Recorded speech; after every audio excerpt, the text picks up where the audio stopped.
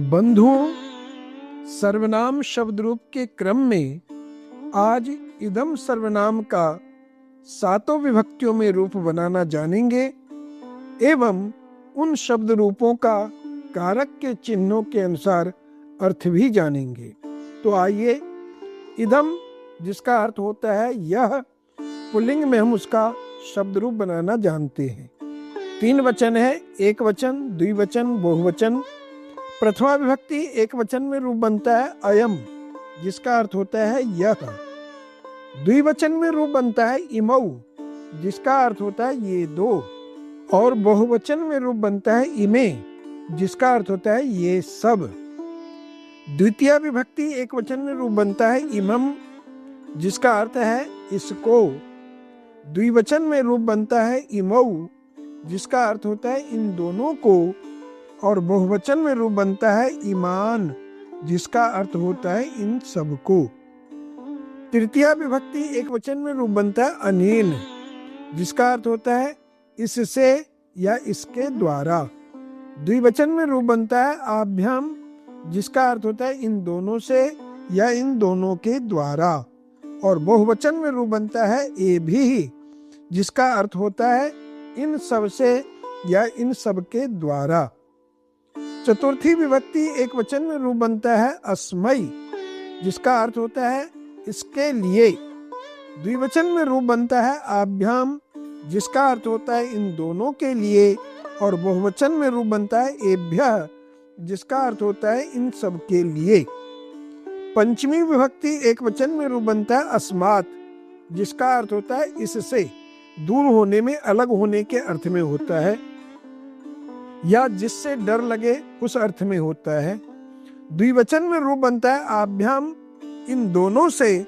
और बहुवचन में रूप बनता है एभ्यः, जिसका अर्थ होता है इन सब से। षष्ठी विभक्ति एक वचन में रूप बनता है अस्य, जिसका अर्थ होता है इसका। द्विवचन में रूप बनता है अनयोः, जिसका अर्थ है इन दोनों का। और बहुवचन में रूप बनता है एषाम्, जिसका अर्थ होता है इन सब का। सप्तमी विभक्ति एक वचन में रूप बनता है अस्मिन्, जिसका अर्थ होता है इसमें या इस पर।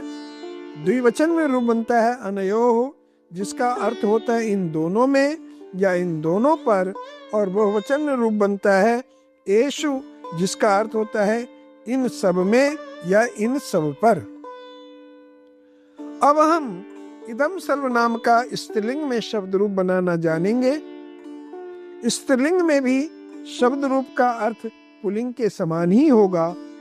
तो इदम स्त्रीलिंग में एक वचन, द्विवचन, बहुवचन, ये 3 वचन हैं। प्रथमा विभक्ति एक वचन में रूप बनता है इयम, द्विवचन में इमे और बहुवचन में इमाह। द्वितीय विभक्ति एक वचन में रूप बनता है इमाम, द्विवचन में रूप बनता है इमे और बहुवचन में रूप बनता है इमाह। तृतीया विभक्ति एक वचन में रूप बनता है अनया, द्विवचन में रूप बनता है आभ्याम और बहुवचन में रूप बनता है आभि। चतुर्थी विभक्ति एक वचन में रूप बनता है अस्यै, द्विवचन में रूप बनता है आभ्याम और बहुवचन में रूप बनता है आभ्यः। पंचमी विभक्ति एक वचन में रूप बनता है अस्याः, द्विवचन में रूप बनता है आभ्याम और बहुवचन में रूप बनता है आभ्यः। षष्ठी विभक्ति एक वचन में रूप बनता है अस्याः, द्विवचन में रूप बनता है अनयोः और बहुवचन में रूप बनता है आसाम। और सप्तमी विभक्ति एक वचन में रूप बनता है अस्याम, द्विवचन में रूप बनता है अनयोः और बहुवचन में रूप बनता है आसु। तो बंधुओं, अब हम नपुंसक लिंग में इदम का शब्द रूप बनाना जानेंगे। इदम का नपुंसक लिंग में प्रथमा विभक्ति में रूप बनता है एक वचन में इदम, द्विवचन में इमे और बहुवचन में इमानी। इसी तरह द्वितीय विभक्ति के एक वचन में भी इदम रूप बनता है, द्विवचन में इमे और बहुवचन में इमानी रूप बनता है। शेष रूप तृतीय विभक्ति से सप्तमी विभक्ति तक पुल्लिंग के समान रूप चलेगा। अब हम इन शब्द रूपों का वाक्यों में प्रयोग करना सीखेंगे। पहला वाक्य है अयम बालकः सुशीलः अस्ति। तो इन सभी वाक्यों में मैंने सर्वनाम का प्रयोग विशेषण के रूप में प्रयोग किया है, सार्वनामिक विशेषण के रूप में। तो इससे ज्यादा जल्दी समझ में आप लोगों को आएगा। पहले वाक्य में है अयम बालकः सुशीलः अस्ति, यह बालक सुशील है, सज्जन है। तो बालकः पुल्लिंग है, इसीलिए अयम का प्रयोग किया गया। इसी तरह स्त्रीलिंग में इयम बालिका बुद्धिमती अस्ति, यह बालिका बुद्धिमती है, बुद्धि वाली है। यहाँ पर बालिका के स्त्रीलिंग में होने के कारण इयम रूप बना। और तीसरे वाक्य में इदम पुष्पम कमलस्य अस्ति, यह पुष्प कमल का है। तो पुष्पम नपुंसक लिंग का रूप है, इसलिए यहाँ पर इदम नपुंसक लिंग का सर्वनाम प्रयोग किया गया है। इसी तरह से अगले वाक्य में शिष्याः इमम आचार्यम प्रणमन्ति, शिष्य इस आचार्य को प्रणाम करते हैं। अगले वाक्य में भक्ताः इमाम देवीम पूजयन्ति, भक्ति इस देवी को पूजते हैं। और छठे वाक्य में छात्राः इदम रामायणम पठन्ति, छात्र इस रामायण को पढ़ते हैं। तो इस तरह से हमने तीनों लिंगों के एक वचन का रूप दिया। अब अगले वाक्य में क्रीडकाः अनेन कंदुकेन क्रीडन्ति, खिलाड़ी इस गेंद से खेलते हैं। तो कंदुकेन का विशेषण अनेन दिया। अगले वाक्य में है माता अनया देव्या सह वार्ताम करोति, माता इस देवी के साथ वार्तालाप करती है। तो देव्या स्त्रीलिंग का है, तृतीया एक वचन का है, इसीलिए अनया सर्वनाम का प्रयोग किया गया। अगले वाक्य में है श्री रामः अस्मै भक्ताय आशीर्वादम यच्छति, श्री राम इस भक्त को आशीर्वाद देते हैं। तो भक्ताय चतुर्थी विभक्ति का है, इसीलिए अस्मै सर्वनाम का प्रयोग किया गया।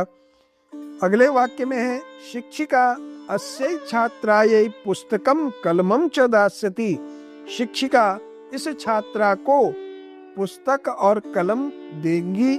तो यहाँ पर छात्रायै चतुर्थी एक वचन स्त्रीलिंग का है, इसीलिए सर्वनाम अस्यै का प्रयोग किया गया। अगले वाक्य में है सर्वे जनाः अस्मात् स्थानात् दूरम गच्छन्ति, सारे लोग इस स्थान से दूर जाते हैं। तो दूर होने के योग में स्थानात् में पंचमी है, तो उसका विशेषण हो गया अस्मात्।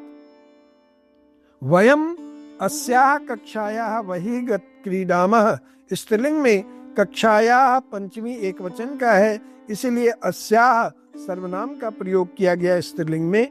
उसी तरह से अगले वाक्य में है अस्य पुस्तकस्य मूल्यम 85 रूप्यकाणि सन्ति, इस पुस्तक का मूल्य 85 रुपये है। तो यहाँ पर पुस्तकस्य में षष्ठी विभक्ति है, इसीलिए उसका विशेषण जो है अस्य, उस सर्वनाम में भी षष्ठी विभक्ति का प्रयोग किया गया। अगले वाक्य में अस्याः घटिकायाः मूल्यम 1,000 रूप्यकाणि सन्ति, स्त्रीलिंग में इस वाक्य का प्रयोग किया है। इस घड़ी का मूल्य 1,000 रुपया है। तो घटिकायाः यह स्त्रीलिंग एक वचन षष्ठी का है, इसीलिए इसका सर्वनाम अस्याः जो है स्त्रीलिंग में प्रयोग किया। अगला वाक्य है अस्मिन् वने सिंहः निवसति, इस जंगल में सिंह रहता है। तो वने में सप्तमी विभक्ति है, इसलिए उसका विशेषण जो इदम सर्वनाम है उसमें अस्मिन् प्रयोग किया गया है। और अगले वाक्य में है अस्याम अध्यापिकायाम सर्वे विश्वसन्ति, इस अध्यापिका पर सभी विश्वास करते हैं। तो अध्यापिकायाम सप्तमी विभक्ति एक वचन का है, स्त्रीलिंग का है, इसीलिए अस्याम सप्तमी विभक्ति एक वचन का विशेषण प्रयोग किया गया। तो यहाँ आपने इदम सर्वनाम का तीनों लिंगों के एक वचन में रूप बनाना सीखा। द्विवचन और बहुवचन में इसी तरह से रूप बनाना सीखें, अभ्यास करें। आगे एक नए सर्वनाम शब्द के साथ मिलेंगे, तब तक के लिए धन्यवाद।